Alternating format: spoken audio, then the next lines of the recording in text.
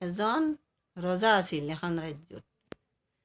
ৰজাজনৰ ল'ৰা ছোৱালী নাই, নহ'লে তেওঁ বাকী ৰাজ্যৰ মানুহবিলাকক ক'লাক যে মোৰ ৰাজ্যত ৰজা হোৱা মানুহ নাই, মোৰ পৰম্পৰাগত নাই কোনেও, নহ'লে আপোনালোকে এটা শিল দিছি, ডাঙৰ শিল এটা, শিলটো যোনে হাতেদি উঠাব পাৰে সেইজন মানুহক মোৰ ৰাজ্যৰ অধিকাৰী কৰি দিম।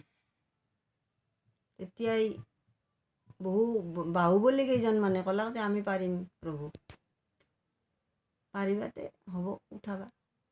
তেতিয়া এই কেইজনমান শকতাৱত মতা মানুহ কেইজনমান, ল'ৰা কেইজনমান আহি তেওঁলোকে শিলটো দাঙো বুলি পেলাই ৰজাৰ পৰা আদেশ ল'লাক।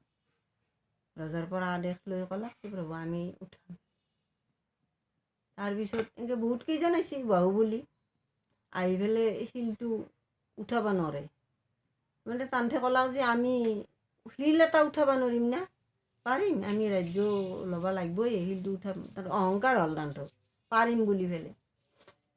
তাৰপিছত এনেকৈ বহুত কেইজন আহিল, আহি পেলাই শিলটো উঠোৱাৰ কাৰণে বহুত চেষ্টা কৰিলে, তেওঁলোকে নৰে, নৰি ভাগৰি গ'ল, প্ৰভু আমি নৰোঁ।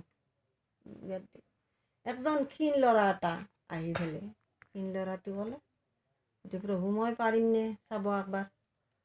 সি কিন্তু ভগৱানক আৰাধনা কৰি আহিছে, আহি পেলাই কৈছে কথাখিনি।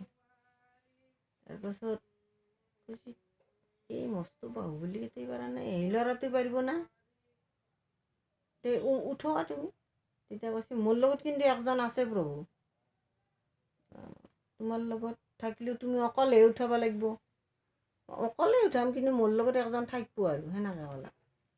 কতে ক'লাক যে হ'ব উঠো, চোৱা তুমি। তেতিয়া সেই ল'ৰাজনে সেই শিলটো একদম দাঙি ওপৰলৈ উঠাই দিছে। উঠাই দিয়াত তেতিয়া এই যিকেইজন আগতে বলশক্তি থকা মানুহে যেতিয়া উঠাব খুজিছিল, তাহাঁতে চবেই একদম হাত তালি দিছে যে আমি নৰিলোঁ, ই পাৰিলাক, ইয়াৰ কিবা যাদু মন্ত্ৰ আছে যেনে তেনে। তেতিয়া সি তাক কৈছে, ৰজাই ক'লাক যে তোমাৰ কিবা, তুমি যে লগত থাকা বুলি ক'লা একজন, সেইটো কিবা তোমাৰ যাদু মন্ত্ৰ আছে নেকি? তেতিয়া সি ক'লাক ল'ৰাটোৱে, মোৰ যাদু মন্ত্ৰ একো নাই, কিন্তু মোৰ লগত ভগৱান আছে। হয় নেকি? মই সেইকাৰণে তেখেত ভগৱানে মোক সাহস দিছে, দিয়াৰ কাৰণে মই শক্তি পাই এই বস্তুটো মই কৰিব পাৰিছোঁ।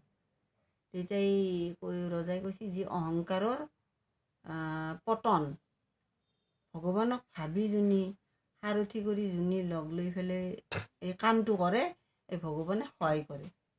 নদী এটা পাৰ হ'ব লাগিলেও সি সহায় কৰিব পাৰে। গতিকে সেইকাৰণে ক্ষীণেও কিছুমান কাম কৰিব পাৰে, শকতেও নোৱাৰে, তাৰ বুদ্ধি বলৰ কথা আছে। সমাপ্ত। ধন্যবাদ। আপোনালোকে সঁচাকৈ এটি বৰ সুন্দৰ সাধু শুনিলে। এইটো সাধুটো পাঠ কৰিছে ধমধমা লাবণ্য দেৱীয়ে। ধন্যবাদ।